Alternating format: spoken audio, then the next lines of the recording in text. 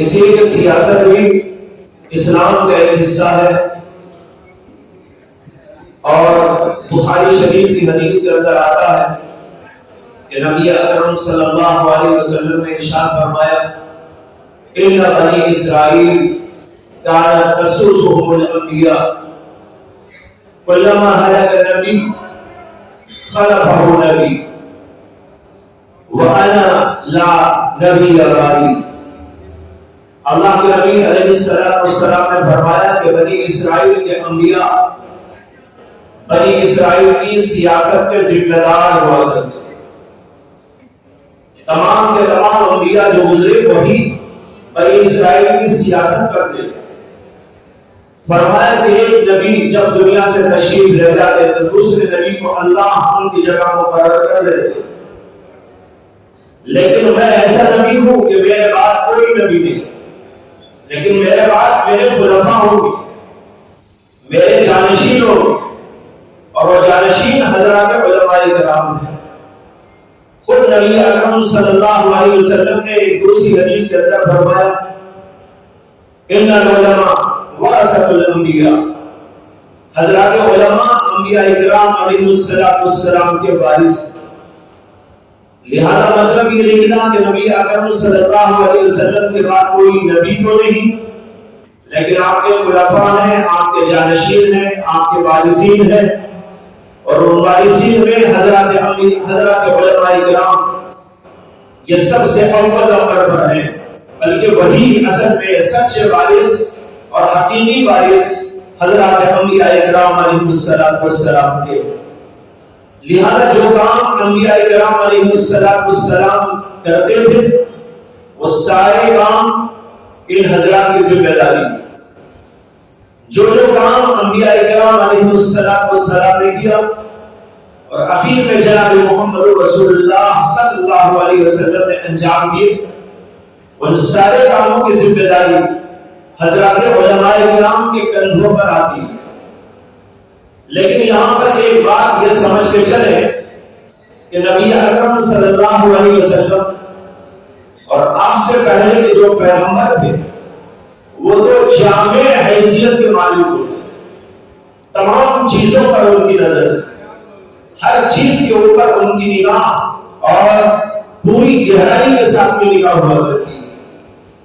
لیکن جو آپ کے جانشین علماء ہیں اور علماء کے درمیان میں انبیاء کرام علیہ السلام اور بالخصوص ہمارے نبی صلی اللہ علیہ وسلم کی یہ صفات متفرق ہو کر بٹ کر آئی ہوئی، کسی کے اندر کوئی صفت ہے، کسی کے اندر کوئی صفت ہے، کسی کے اندر کوئی کمال ہے تو کسی کے اندر کوئی اور کمال ہے۔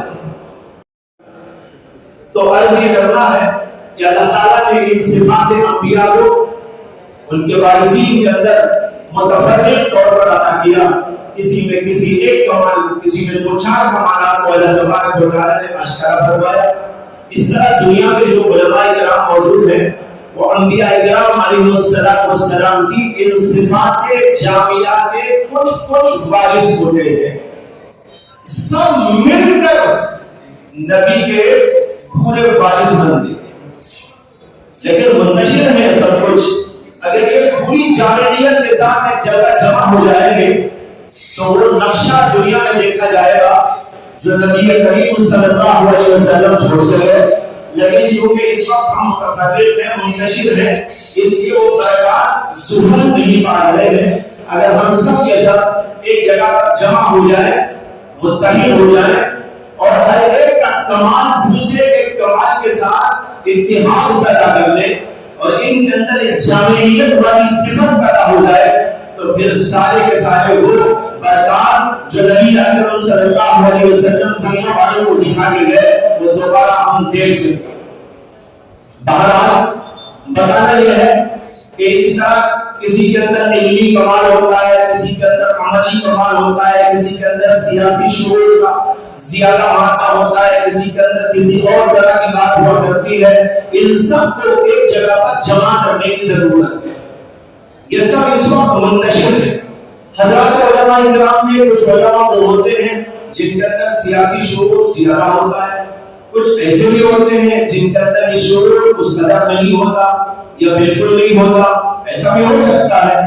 اسی لیے علماء کہتے ہیں کہ سیاست کی دو طرح کی ہے، ایک ہے عملی سیاست اور ایک ہے علمی سیاست۔ علمی سیاست کا مطلب یہ ہے کہ وہ سیاسی شعور علمی طور پر پوری بصیرت اور پوری گہرائی کے ساتھ میں حاصل کرے۔ لیکن کچھ ایسے بھی ہوں گے جو عملی میدان کے اندر کام کرنے والے ہوں گے۔ ہر علمی آدمی عملی میدان میں کام نہیں کر سکتا، اور ہر عملی میدان میں کام کرنے والا علمی اس قدر رسوخ اور اس قدر اس کے اندر رسوخ نہیں ہو سکتا۔ ایسا ہوتا ہے دنیا کے اندر، تو معلوم ہوا تو کچھ لوگ ایسے ہوتے ہیں تو کچھ لوگ ایسے ہونے چاہیے۔ یہ تقسیم کار کا اصول ہے، اور تقسیم کار کے اصول ہی پر کام کرنے پر کام ہوتا ہے اور کامیابی کی منزل طے کرتا ہے۔ بہرحال بتانا مجھ کو یہ ہے کہ اس وقت سیاسی شعور کی جو بات ہو رہی ہے، تو ہمیں اس بات کی ضرورت ہے کہ علماء میں سے اس طبقے کو آگے لانے کی کوشش کرے جو سیاسی شعور رکھتا ہے اور اس سلسلے میں کام کرنے کی قابلیت اور صلاحیت رکھتا ہے، اور علمی طور پر رکھتا ہے تو اسے علمی طور پر استعمال کیا جائے، کوئی عملی طور پر کر سکتا ہے تو اسے عملی طور پر استعمال کرنے کی کوشش کی جائے۔ ایک بات تو یہ ہوئی۔ دوسری بات یہ ہے، سیاست کس چیز کا نام ہے؟ سیاست اصل میں تدبیر موافق کا نام ہے۔ ایسی تدبیر اختیار کرنا جو موافق پڑ جائے۔ اگر کوئی ایسی تدبیر کرتا ہے جو خلاف میں جا رہی ہو تو اس کا نام سیاست نہیں، اس کا نام تو حماقت ہے، اس کا نام تو حماقت ہے۔ سیاست کیا ہے؟ سیاست یہ ہے کہ ایسی تدابیر استعمال کی جائے، ایسے طرق استعمال کیے جائے اور ایسے انداز اختیار کیے جائے جس سے کہ کام ہمارے موافق ہونے لگے، اس کا نام ہے سیاست۔ آج اس سیاست کے سلسلے میں بہت کام کرنے کی ضرورت ہے، اس لیے کہ حالات جب ناموافق ہو، ان ناموافق حالات کے اندر ایسی تدابیر کو اختیار کرنا جس سے کہ بات ہماری طرف کو آ جائے، یہی دراصل اصلی سیاست۔ اگر اس سلسلے میں ہم نے اس طرح کی تدبیریں نہیں کی، محض تدبیر کر لی، تو خدا کی قسم اس کا نام حماقت کو رکھا جا سکتا ہے، سیاست نہیں رکھا جا سکتا۔ آج اسی بات کی سخت ترین ضرورت ہے، حالات کو سمجھا جائے، مسائل کو سمجھا جائے، حادثات کو سمجھا جائے، لوگوں کے مزاجوں کو سمجھا جائے، لوگوں کے اطوار کو سمجھا جائے، ان کے ذہن کے اندر کی باتوں کو سمجھا جائے، اور سمجھنے کے بعد ایک جماعت ہم میں سیاسی شعور رکھنے والوں کی ایسی پیدا کی جائے جو بیٹھ کر دن اور رات اسی سلسلے میں کا۔ بھائیوں، آج ایسی کوئی جماعت ہمارے پاس موجود نہیں۔ کچھ علماء ہیں مسجدوں میں کام کر رہے ہیں، کچھ علماء ہیں مدارس میں کام کر رہے ہیں، کچھ علماء ہیں کسی اور جگہ پر کام کر رہے ہیں، کسی جماعت کے اندر کام کر رہے ہیں، یہ سب اپنی جگہ پر ہے، لیکن ایک ایسی سیاسی جماعت ہونی چاہیے علماء کرام کی جن کا دن رات مشغلہ صرف یہ ہو وہ حالات کو سمجھے، مسائل کو سمجھے، اور جو ہے اطوار کو سمجھے، لوگوں کے مزاجوں کو سمجھے، لوگوں کے ذہنوں کو سمجھے، ان کے ذہنوں کے اندر کیا ہے، ان کے دلوں میں گھسا ہوا کیا ہے، اس کو سمجھنے کی کوشش کریں اور پھر سوچیں کہ ان کے لیے ہمیں کیا تدابیر اختیار کرنی چاہیے۔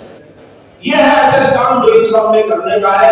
اسی کا نام دراصل سیاسی شعور ہے، ورنہ تو صرف اس طرح کوئی میٹنگ کر کے ہم اٹھ کے چلے جائیں تو کوئی بات بننے والی نہیں ہے۔ اس لیے اس وقت میں صدائے اتحاد کو اس بات کی دعوت دیتا ہوں، اور میں انشاءاللہ اس سلسلے میں جو ہے ان حضرات کے ساتھ پورا تعاون کرنے کے لیے تیار ہوں کہ ہمارے علماء کے درمیان میں ایسے لوگوں کو تلاش کر کے ان کو باقاعدہ تنخواہ دی جائے اور ان کو رکھا جائے، ان کی ضروریات کو پورا کیا جائے، اور ان کے ذمہ کوئی اور کام نہ ہو۔ اگر وہ کوئی اور کام کر لیں تو یہ کام نہیں کر پائیں گے۔ ان کو سمجھنا ہوگا، غور کرنا ہوگا، میٹنگیں کرنا ہوگا، جانا ہوگا، آنا ہوگا، لوگوں کو کھنڈالنا ہوگا، لوگوں کی نفسیات پر پرکھنا ہوگا۔ اس کے لیے ایک جماعت ہونی چاہیے، وہ جماعت صرف یہی کام کرے، اور پھر اس جماعت پر لوگوں کے اعتماد کو بحال کرنے کی ہم کوشش کریں، اور پھر ان کے ذریعے سے ہم عملی میدان میں کام کرنے والوں کو سامنے لائیں۔ یہاں پر ایک بات علماء ہے اس لیے عرض کرتا ہوں تاکہ اس پر غور کیا جائے. علماء کبھی ہو سکتا ہے کہ سیاسی میدان میں عملی طور پر کام نہ کریں، ہو سکتا ہے کچھ حالات کی وجہ سے، لیکن وہی علماء کے مشورے سے ایسے لوگوں کو میدان میں لانا چاہیے جو موافقت میں کام کرنے والے، ہمارے مفاد میں کام کرنے والے، ملت کے مفاد میں کام کرنے والے، ایسے لوگوں کو سامنے لا کر کام کرانے کی ضرورت ہوتی ہے. اگر خود علماء سیاسی میدان میں عملی طور پر حصہ لے لے ماشاءاللہ بہت اچھی بات ہے، لیکن اگر ایسا نہ ہو سکے تو کسی اور کو وہاں کر بھی کام لے سکتے ہیں، اور اس کی دلیل خود قرآن کریم کے اندر موجود ہے. اللہ تبارک و تعالیٰ نے ایک پیغمبر کا ذکر کرتے ہوئے بنی اسرائیل کے ایک طبقے کا حال بیان کرتے ہوئے ذکر فرمایا ہے کہ وقال لهم نبيهم ان الله قد بعث لكم طالوت ملكا. دیکھو نبی موجود ہے، نبی دنیا میں موجود ہے. ابھی میں عرض کر چکا ہوں کہ وہ سیاسی ذمہ دار ہوتے تھے، لیکن انہوں نے اللہ سے دعا فرمائی تو اللہ تعالیٰ نے ایک حاکم اور گورنر مقرر کیا اور پیغمبر کو بتایا کہ ان کے لیے ہم نے طالوت کو بنا دیا ہے، حاکم بنا دیا ہے. ان اللہ قد بعث لكم طالوت ملكا. لوگوں کو اشکال بھی ہوگا، اشکال شاید اسی لیے ہوا ہو کہ ہمارے ذمہ دار سیاست کو نبی ہوا کرتے تھے، یا غیر نبی کو کیوں بنایا گیا، اس لیے اشکال ہوا. تو پھر اللہ کی طرف سے جواب بھی دیا گیا ان کو کہ یہ بسطۃ فی العلم والجسم ہے، یہ بسطۃ فی العلم والجسم ہے، یعنی ان کے اندر ہمت اور شجاعت اور بہادری بھی ہے، اور اس کے ساتھ سوچنے سمجھنے کی سیاست بھی ان کے پاس موجود ہے. بسطۃ فی العلم والجسم ہے، اس لیے ان کو مقرر کیا گیا ہے. بتا رہے ہیں کہ ایسے لوگوں کو ہم سامنے لا سکتے ہیں. بہرحال اس وقت سب سے بڑا اہم کام جو میں سمجھ رہا ہوں یہ ہے سیاسی شعور علماء پیدا کرنے کے سلسلے میں ایک جماعت کی تشکیل. وہ جماعت ان سارے مشوروں پر عمل کرے جو یہاں پر مولانا فاروق صاحب نے، عمر فاروق صاحب نے بیان کیے، حضرت مولانا جو ہے خلیل الرحمان صاحب نے بیان کیے، مولانا جو ہے رضوان صاحب نے بیان کیے، اور بھی دیگر حضرات نے بیان کروائے. جو مشورے یہاں پر آئے وہ سارے مشورے قابل عمل ہے، قابل لحاظ ہے. وقت پر ان سب چیزوں پر ہمیں عمل کرنے کی کوشش ہونی چاہیے. لیکن سب سے اہم ترین جو بات وہ یہ ہے کہ ایک جماعت ہمیں ہونا چاہیے جس کا کام ہی یہی ہو، اس کا اوڑھنا بچھونا ہی یہی ہو. اس کے سوا اگر ہم کسی کو وقتی طور پر کوئی بولے اور لے لیں اور ختم ہو جائے تو بھائی ان کے مسائل میں وہ گھرے رہیں گے، اور ان کے حالات ہو سکتا ہے کہ پورے طور پر ادھر ان کو متوجہ ہونے کا موقع نہ دے، تو پھر ہم جہاں تھے وہیں رہ جائیں گے. بہرحال یہ میرا مشورہ ہے کہ اس سلسلے میں کوشش ہونی چاہیے، اور صدا اتحاد کی طرف سے اور دیگر حضرات کو اس ساتھ میں لے کر اس طرح کا کوئی پیغام اور اس طرح کا کوئی جو اقدام کیا جائے تو ہو سکتا ہے کہ بہت بڑا اس سلسلے میں کارنامہ انجام دیا جا سکے. بہرحال بڑی ضرورت ہے کہ موقع کی نزاکت کو حالات کے پیش نظر فکروں کے اس دور کے اندر ہم خوب غور فکر کریں، توجہ کریں، اور یہ نہ سوچیں کہ سیاست ہمارا کوئی کام نہیں ہے، بلکہ میں امام شافعی رحمۃ اللہ علیہ کا قول ذکر کیا کرتا ہوں. میں نے بہت پہلے حضرت حکیم الامت تھانوی رحمۃ اللہ علیہ کا قول پڑھا تھا. انہوں نے فرمایا تھا کہ وہ شریعت نہیں جس میں سیاست نہ ہو. وجہ کیا ہے؟ شریعت کو جامع ہوتی، کامل ہوتی. اليوم اکملت لکم دینکم واتممت علیکم نعمتی. تو ایک اتنا بڑا حصہ دین میں نہ رہے یہ تو دین کا نقصان ہے، شریعت کا نقص ہے، اور شریعت ناقص نہیں وہ تو کامل ہے. لہذا معلوم ہوا کہ دین اور شریعت کے اندر سیاست بھی ایک بہت بڑا حصہ ہے. نبی اکرم صلی اللہ علیہ وسلم نے سیاست کی، اس کے بعد حضرت خلفائے راشدین نے سیاست کی، پھر اس کے بعد یہ سلسلہ چلتا رہا. لیکن بعض مفاد پرست لوگوں نے جب دیکھا کہ اس سے ہمیں کچھ مل سکتا ہے تو انہوں نے علماء کو ہٹانا شروع کیا، اور ہٹاتے اتنے کنارے لے کر چلے گئے. اب علماء کو یہ نہیں معلوم کہ سیاست کو ایسی چیز ہے جو شریعت کی ہوا کرتی ہے. یہ ہمارا قصور ہے اور ہمارے ساتھ یہ کیا گیا ہے، اور اتنا ہٹایا گیا کہ کنارے پہ لا کے بٹھا دیا. اس لیے آج ضرورت ہے کہ اس کنارے سے ہم درمیان میں آگے کھڑے ہو، میدان سیاست میں آئے، آگے کھڑے ہو اور نکالے، تب جا کر کام انشاءاللہ صحیح طور پر ہوگا۔ اس لیے سیاست جیسے کہ میں کہہ چکا ہوں موافق حالات پیدا کرنے کا نام ہے، اور وہ وہی لوگ کر سکتے ہیں جو ملت کا غم رکھنے والے، جو ملت کا درد رکھنے والے، جن کے پیش نظر مفاد اپنا ذاتی کبھی نہیں ہوا کرتا۔ وہ سوتے ہیں، اٹھتے ہیں، کھاتے ہیں، پیتے ہیں، کچھ بھی کام کرتے ہیں تو ان کے پیش نظر ملت اور امت ہوا کرتی ہے۔ وہ اپنے لیے نہیں کھاتے، وہ اپنے لیے نہیں سوتے، وہ اپنے لیے کوئی کام نہیں کرتے، وہ جو کچھ کرتے ہیں وہ ملت کے مفاد کے لیے کرتے ہیں اور اللہ کی رضا کے لیے۔ تو ایسے جو لوگ ہوتے ہیں وہ یہ کام کر سکتے ہیں، اس لیے ایسے لوگوں کو سامنے لانے کی ضرورت ہے۔ جب یہ لوگ سامنے آئیں گے تو انشاءاللہ حالات بدلتے چلے جائیں گے۔ میں کہہ رہا تھا کہ ان کا ایک قول میں نے پڑھا تھا مولانا اشرف علی تھانوی صاحب کا کہ وہ شریعت نہیں جس میں سیاست نہ ہو، اور وہ سیاست نہیں جو شریعت کے تابع نہ ہو۔ وہ سیاست کیا سیاست؟ وہ یا تو حماقت ہوگی یا شرارت، جس کے اندر شریعت نہ ہو، جس میں شریعت کا لحاظ نہ ہو، جس میں امت کا درد نہ ہو، جس کے اندر ملت کا مفاد پیش نظر نہ ہو، وہ تو کوئی اور چیز ہوا کرتی ہے، وہ سیاست نہیں ہوا کرتی۔ یہ کہا میں نے پڑھا تھا، یہ بہت پہلے پڑھا تھا طالب علمی کے زمانے میں، لیکن بعد میں ذرا سا کچھ مطالعہ وسیع ہوا، اگرچہ ابھی نہیں ہے لیکن کبھی کبھی کچھ ادھر ادھر کا دیکھ لیتا ہوں، کچھ باتیں سمجھ میں آ جاتی ہیں، پڑھ لیتا ہوں۔ تو ایک کتاب مل گئی تھی پڑھنے کو، وہ علامہ ابن القیم رحمۃ اللہ علیہ کی کتاب ہے الطرق الحکمیہ فی السیاست الشرعیہ۔ سیاست شرعیہ کے عنوان پر علامہ ابن القیم کی مستقل کتاب ہے، بڑی جامع، بڑی شاندار۔